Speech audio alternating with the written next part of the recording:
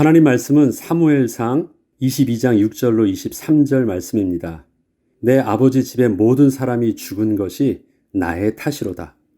오늘의 본문은 하나님의 백성인 이스라엘이 너무도 비참하고 슬픈 일이 일어난 이야기를 다루고 있습니다. 제사장들이 살고 있던 놉 지역에서 제사장들 85명과 그의 가족들 모두가 잔인하게 죽임을 당한 일을 기록하고 있기 때문입니다. 어떻게 하나님의 기름 부음을 받고 세워진 왕이 하나님의 제사장들과 그 가족들을 그렇게 잔인하게 죽일 수 있었을까요? 도대체 놉 제사장들은 무슨 잘못을 하였기에 그렇게 죽임을 당한 것일까요? 하나님께서는 왜 침묵으로 이 사건을 보고만 계셨을까요? 우리는 이 잔인하고 비극적인 사건을 보면서 어떻게 지나가야 할까요?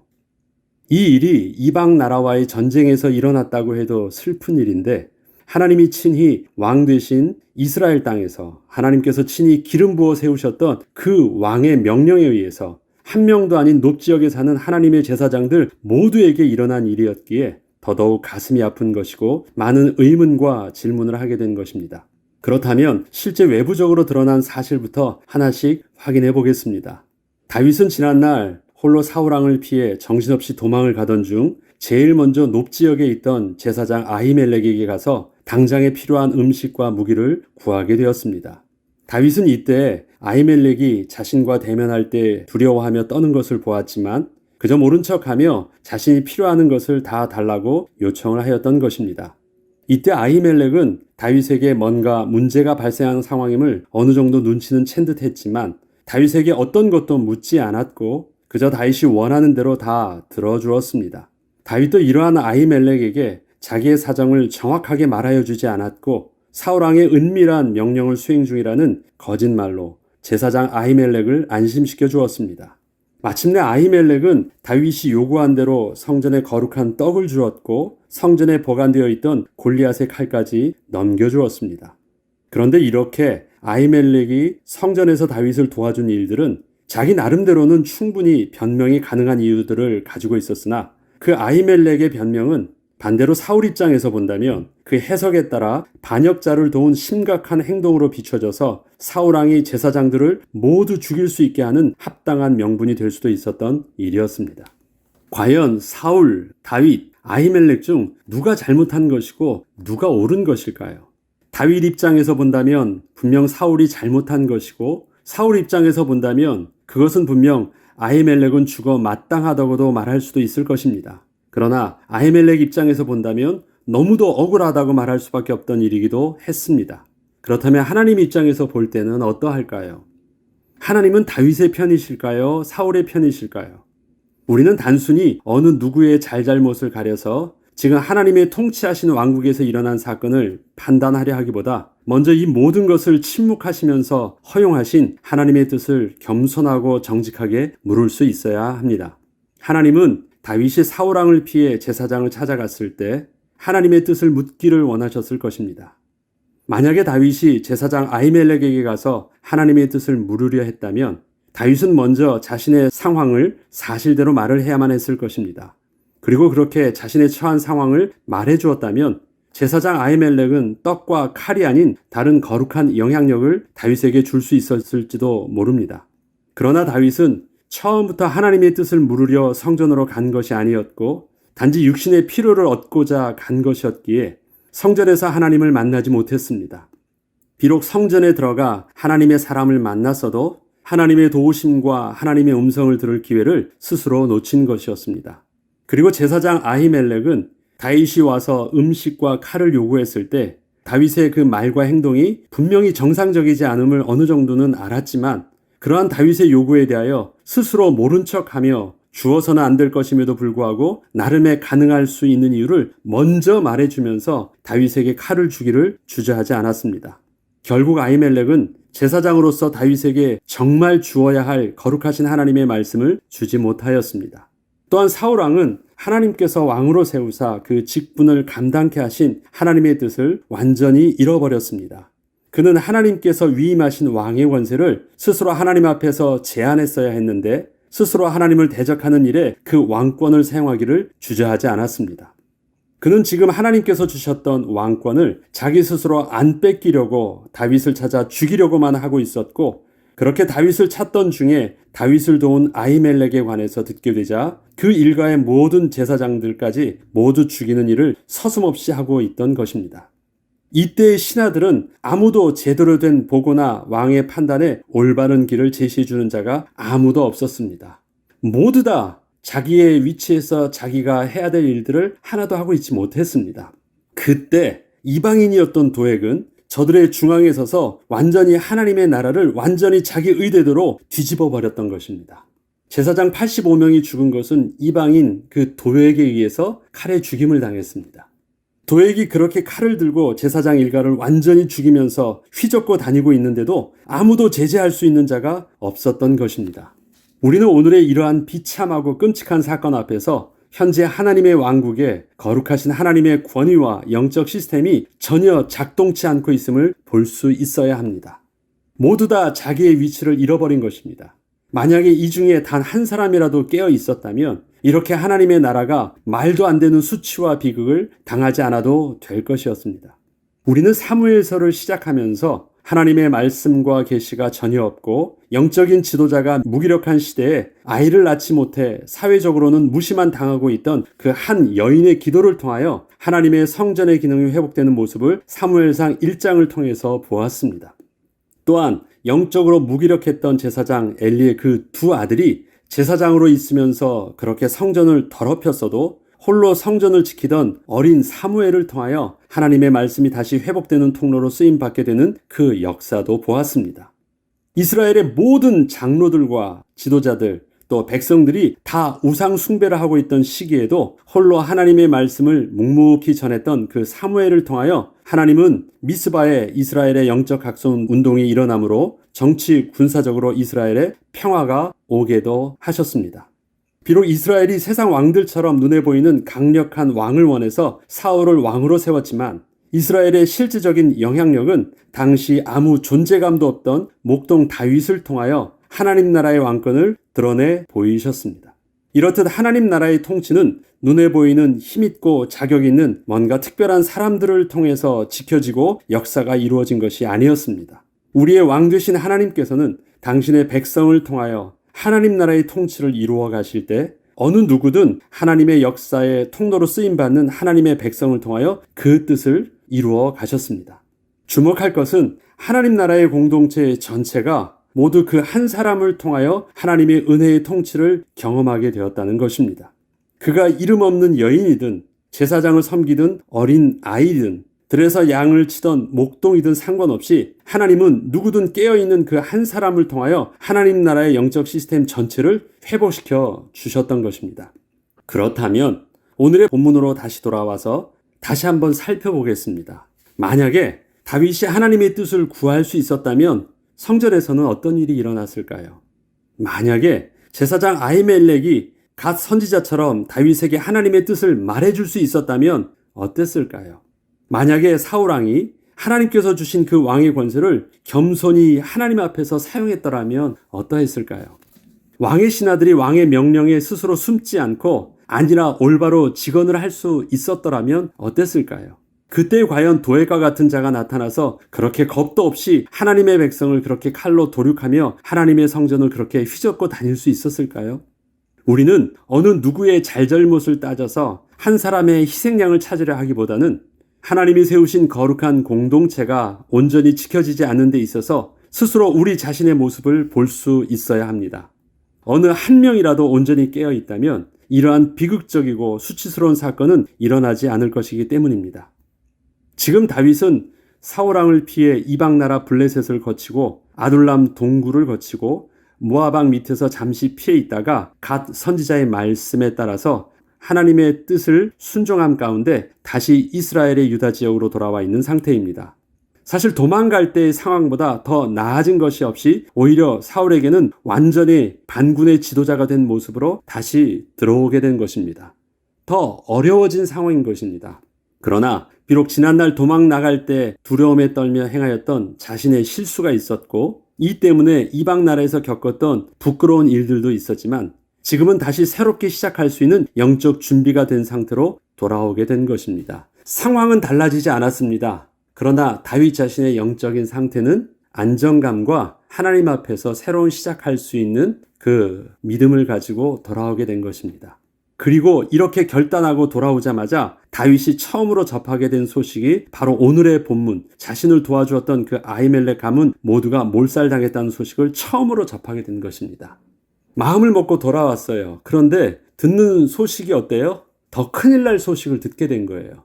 자기에게 조금의 도움을 주었던 그 한 사람이 죽은 것도 아닙니다. 일가족 전체가 몰살당한 것이에요. 제사장들만 85명입니다. 그러면 부모와 또 아내와 자식들까지 한다면 거의 200명이 넘는 사람이 한 번에 칼로 도륙당한 것입니다. 그것도 하나님의 제사장들을.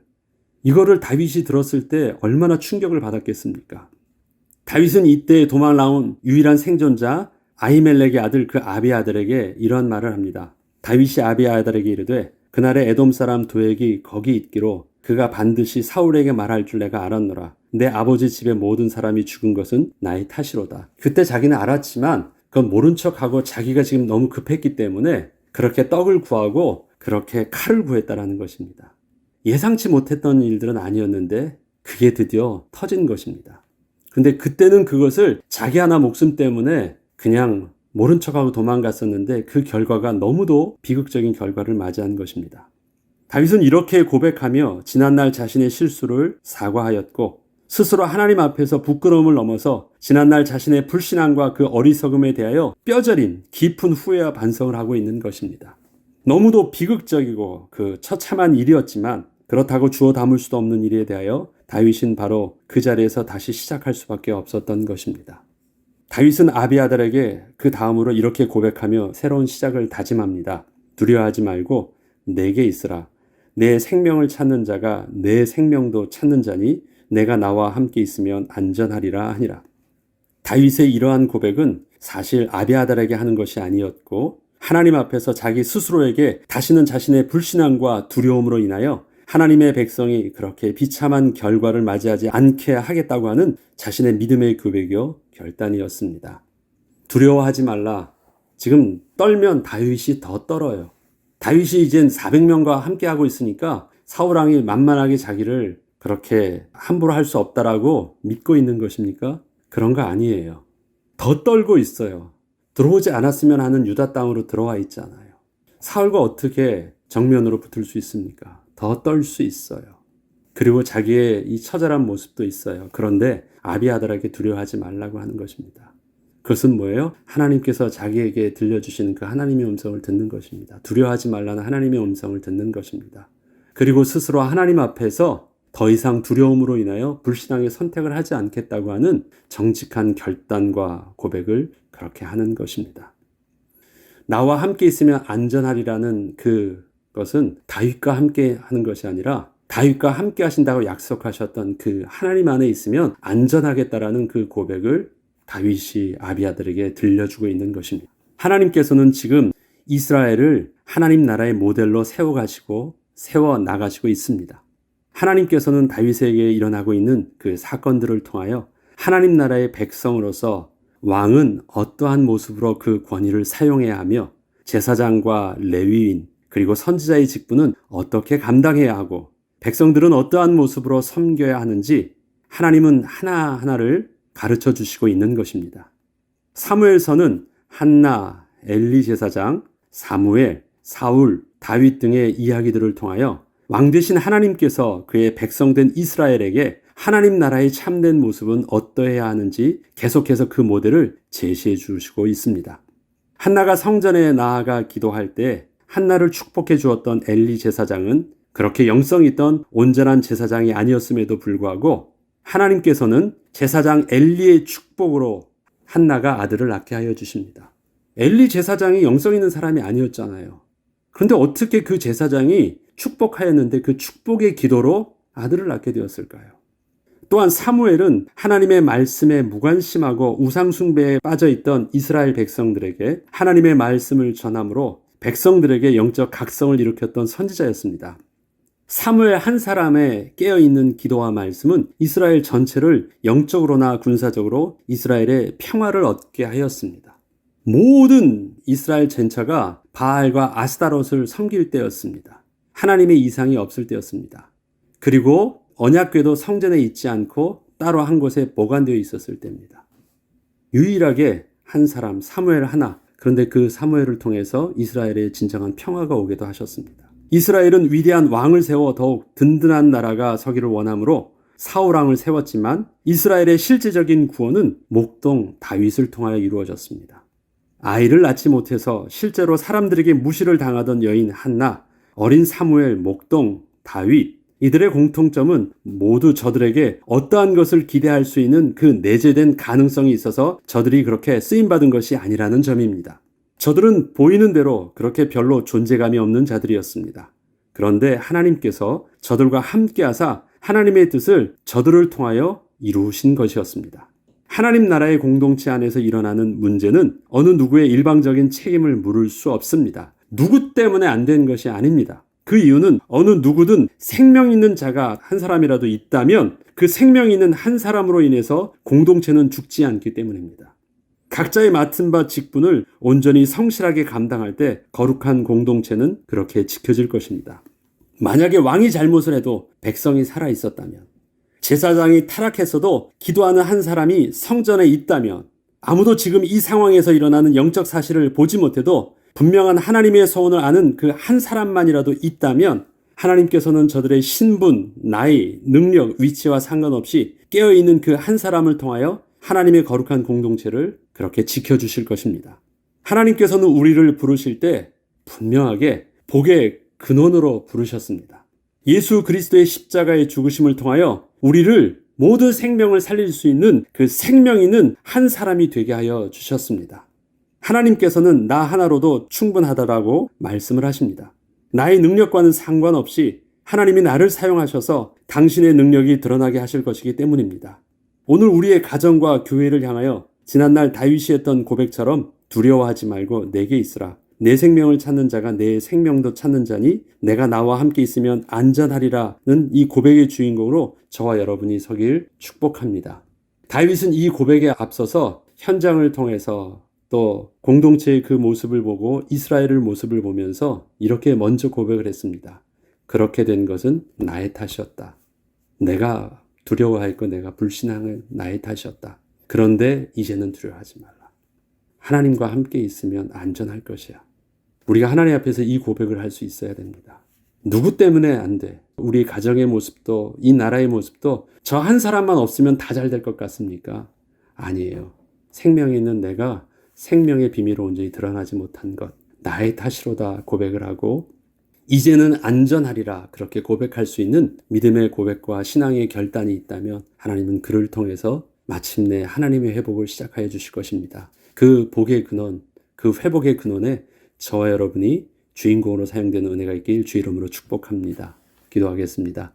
하나님 아버지, 지난날 다윗은 너무 부끄러운 선택을 하였습니다. 다윗은 너무 억울하였고 다윗에게는 일어나면 안 될 일들이라 생각했기 때문에 스스로 몸부림치며 도망을 하려고 하였습니다. 그것이 살 길인 줄 알았고 그것이 자기 잘못이 아닌 줄 알았지만 하나님의 은혜 가운데 자신의 부끄러움을 보고 다시 회복하여 하나님 앞에 서게 되었을 때는 그것이 자기의 문제였음을 정직하게 하나님께 고백할 수 있었습니다. 그리고 비록 부끄러웠지만 다시 시작할 수 있는 은혜를 얻게 되었습니다. 하나님 그 은혜가 우리에게도 있기를 원합니다.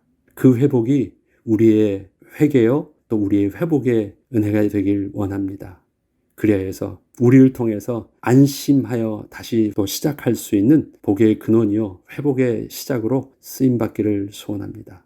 하나님 인도하여 주시고 이번 사순절 기간들을 통해서 믿음의 결단을 통해서 새로운 출발을 하는 하나님의 백성으로 거듭나게 하여 주옵소서. 감사드리며 우리 주 예수 그리스도 이름으로 기도합니다. 아멘.